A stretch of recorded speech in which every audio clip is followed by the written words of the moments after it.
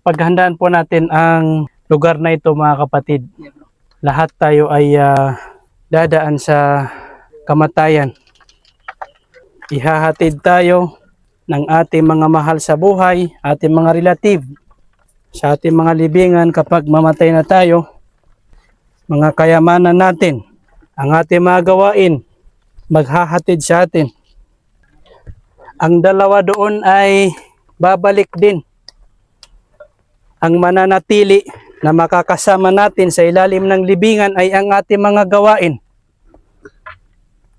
Kung mabuti ang ating mga gawain, mabuti rin ang makakasama natin. Kung masama ang ating mga gawain, pagsuway kay Allah, masama din ang makakasama natin sa ilalim ng libingan.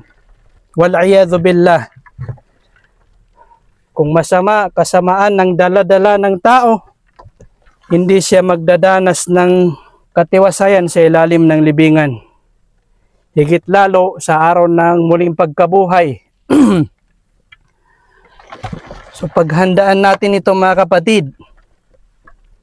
Tatabunan na po natin.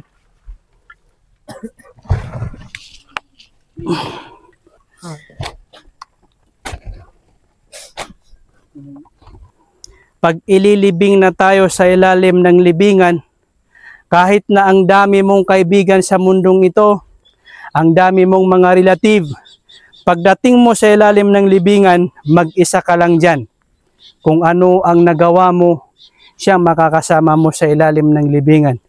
Kung mabuti ang ginawa mo, ikaw ay nagpakabuti, sinunod mo ang utos ng Diyos na si Allah, at hindi mo siya sinusuway, sa ilalim ng libingan, ang mga mabubuti mong gawain ang siyang makakasama mo sa ilalim ng libingan.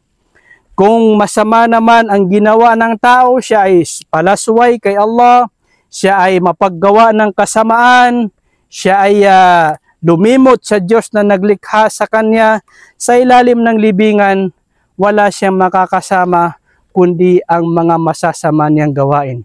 Kaya naman, kapag dumating na yung mga anghel na mag-iimbestiga sa tao hinggil sa Panginoon. Sino ang iyong Panginoon? Ano ang iyong relihiyon? Sino ang propeta na ipinadala sa inyo? Kapag hindi niya masagot ng maayos at tamang kasagutan yung mga katanungan na yaon, siya ay mapaparusahan sa ilalim ng libingan, wal-iyadhu billah. Kung siya naman ay mananampalataya kay Allah, sumusunod sa utos, kalooban ng Diyos na si Allah subhanahu wa ta'ala. Kapag itatanong sa kanya ng mga anghel, sino ang iyong Panginoon? Madali niya insyaallah masasagot, Rabbi Allah, ang aking Panginoon ay si Allah.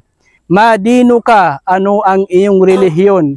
Madali niya masasagot, Dini al-Islam, ang aking relihiyon ay ang Islam. Kapag itanong ng mga anghel, sino ang propeta na ipinadala sa inyo? Madali niyang masasagot, Muhammad sallallahu alaihi wasallam. Yan, kung ang tao ay isinabuhay niya ang pagsunod, pagsamba kay Allah, isinabuhay niya ang Islam, isinabuhay niya ang pagsunod sa turo, sunna ng mahal na propeta Muhammad sallallahu alaihi wasallam. Kaya mga kapatid sa Islam, paghandaan po natin ang lugar na ito, mga kapatid. Hindi ito ang huling hantungan natin. Bagkus ito ay unang hakbang natin patungo sa kabilang buhay. Hindi po natin matatakasan yung kamatayan. Sa halip na atin itong takasan, paghandaan po natin ito. Paghahandaan natin sa pamamagitan ng pagsamba, pananampalataya, pagsunod kay Allah at pag-iwas sa kanyang mga ipinagbabawal, mga kapatid sa Islam.